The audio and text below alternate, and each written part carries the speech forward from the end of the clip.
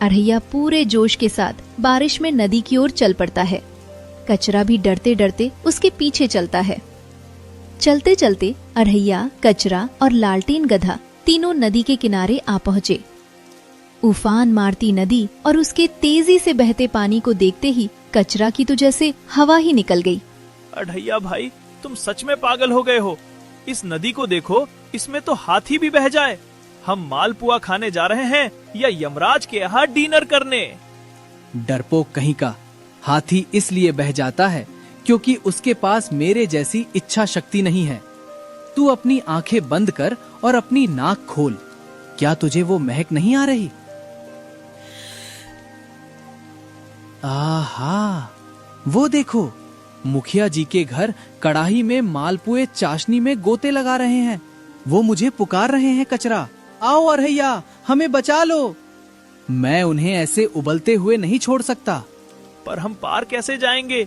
ये गधा हमें अपनी पीठ पर बैठाकर नदी तो पार नहीं करा सकता।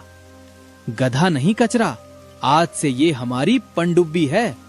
लालटेन, अपनी ड्यूटी के लिए तैयार हो जा। लालटेन गधा घबराकर पीछे हटता है और हैंचू हैंचू करते हुए नाव में सिर हिलाता है। देख लालटेन, उस पार मालपुए के साथ ताजा हरा चारा भी होगा। हिम्मत कर मेरे भाई। बिना एक भी पल गवाए अरहैया ने कुछ नहीं सोचा और अपने भारी भरकम शरीर के साथ उफनती नदी में जोरदार छलांग लगा दी। अरहैया भाई, डूब गए। पकौड़ों के चक्कर में शहीद हो गए। हे भगवान! अरे ओ कचरा, इधर देख, मैं डूबा नहीं हूँ। उसे देखकर कचरा की आंखें फटी की फटी रह गई। सामने का नजारा ही कुछ ऐसा था। अरहैया पानी में किसी बड़ी सी रबर ट्यूब की तरह तैर रहा था और लहरों के बीच उसका विशाल पेट किसी बड़े गुब्बारे की तरह पानी के ऊपर तैरता हुआ नजर आ रहा था। देखा कचरा, भगवान ने मुझे ये पेट ऐसे ही थोड़ी दिया है। ये मेरा इनबिल्ट लाइफ जैकेट है। आजा, कूद जा और लालटेन को भी खींच ला। अरहैया को इस तरह मजे से तैरता देखकर लालटेन गधा प्रभावित हो गया और उसने भी नदी में छलांग लगा दी। गधा भी बहुत अच्छी तरह तैरने लगा था। उधर डर के मारे कचरा ने चुपचाप गधे की पूंछ पकड़ ली और वे तीनों एक साथ नदी पार करने लगे। नदी के इसी किनारे इस पूरे हंगामे से बेखबर मंगरू मछुआरा अपनी छोटी सी नाव पर खड़ा मछली फंसने के इंतजार में पानी में कांटा डाले हुए था। हे भगवान, सुबह से एक भी छोटी मछली नहीं फंसी। आज तो लगता है भूखा ही सोना पड़ेगा। तभी मंगरू का कांटा जोर से खिंचता है। अरे बाप रे, फंस गई। लगता है कोई बहुत बड़ी टेंगरा या रोहू मछली फंसी है। आज तो दावत होगी। मंगरू ने पूरी ताकत लगाकर डोरी अपनी ओर खींची, पर पानी के अंदर वो कांटा किसी मछली को नहीं बल्कि तैरते हुए अरहैया की धोती के पिछले हिस्से में फंसा था।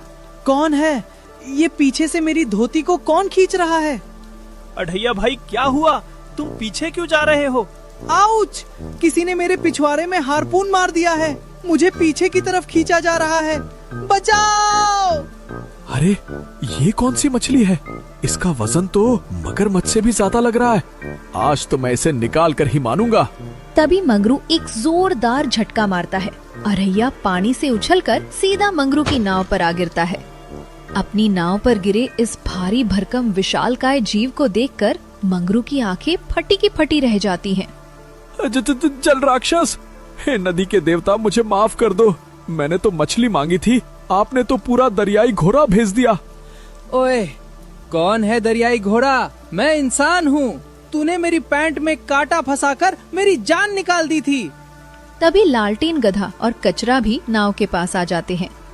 हे भगवान, इस राक्षस की तो पूरी फौज आ गई। ये मुझे कच्चा खा जाएंगे। ऐ डरपोक मछुआरे, हम तुम्हें खाने नहीं आए हैं।